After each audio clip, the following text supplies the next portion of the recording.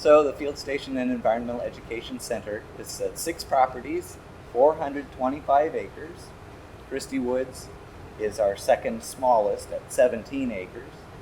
We have a small property called the Miller Wildlife Area, and that's 16 acres. So those are our 2 smallest. If you go just a little bit northwest of town, there's the Cooper Farm and Skinner Field area. Cooper Farm has a 40-acre prairie that I planted starting in 2002. We have 2 wetlands that we've constructed out there at Cooper Farm. Those are projects that we invite the community and Ball State students to come and participate in. We had 40 people this last time, so it's a really good opportunity for Ball State to get its name out there and be recognized and do something for the environment. So that's one of the values of the Field Station.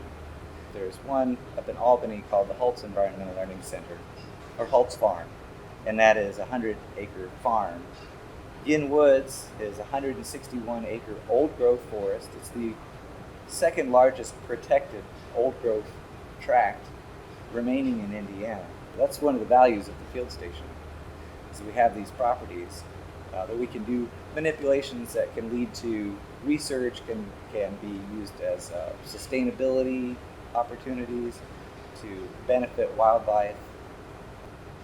Right now we're sitting in the teaching and research greenhouse. So Ball State on campus in Christie Woods has 4 greenhouses. 2 of them are open to the public. The Renard Orchid Greenhouse, fabulous collection of orchids from around the world. It's the largest collection of species orchids associated with an academic institution in North America. The greenhouse that we're in now, the teaching and research greenhouse, this is a really diverse, it's a tremendously diverse collection. The whole purpose of this greenhouse is to showcase the amazing diversity of plants, tropical plants from around the world. And it's open Monday through Friday, 7:30 to 4:30. It's open to the public.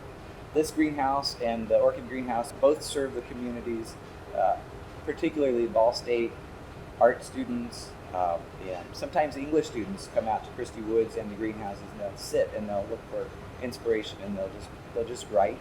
We have a lot of art students, photography students, and occasionally we have dance students come out in Christie Woods, and they will just be inspired. They take some time and just sit and reflect. And so we encourage creativity. Christie Woods and this greenhouse are primarily for research and environmental education. That doesn't preclude using them for other kinds of creativity, including the arts. So the makeup of some of the field classes has changed in the last 40 years. Like males versus females in the classroom has really shifted. So a lot of these field study classes are dominated by young female students. And having opportunities for them to go outside and learn how to run chainsaws and do prescribed fires and construct wetlands and all of these different tasks that we do for land management that traditionally male students are more likely to come in with some of those skills, but you have to learn them somewhere. They're not taught in a classroom. But I get to help train these students in this way of working with equipment so that when they leave, they're as competitive as the male students. But as far as prescribed fire, that's a really critical management tool that students have a hard time getting that training. And even professionals who want to go into land management and conservation, sometimes they're required to have that training and it's just not available to them. So Ball State, since 2004, has offered this training. That's a great introduction. Gets people the certification they need, makes them competitive in the job market, which at Ball State, that's what we want. We want our students to succeed. And as a field station land manager, I work closely with a lot of students. I work very closely teaching them how to use power tools, chainsaws and brush cutters, and prescribed fire, how to identify plants, how to work in these natural settings so that they can be competitive in the job market. It's a real compliment to the classroom training that they get. Very good classroom training here, but there's no substitute for hands-on training, and that's what they get at the Ball State Field Station and Environmental Education Center.